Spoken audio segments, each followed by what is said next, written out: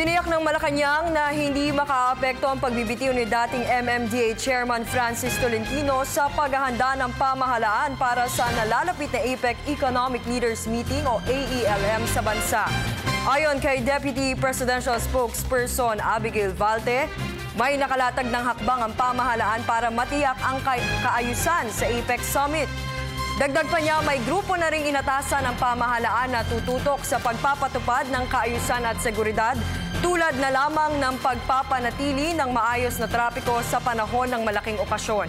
Samantala, wala pang sinasabi ang palasyo hinggil sa posibleng kapalit ni Tolentino sa MMDA.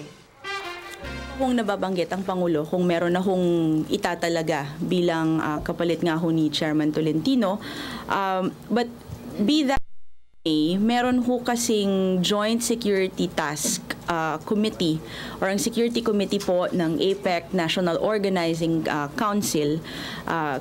Binubuo po yan ng PNP, binubuo po yan ng AFP, ng DND, ng mga security related offices sa ating pamahalaan. Kasama po dyan, sinabi ko ba yung DILG?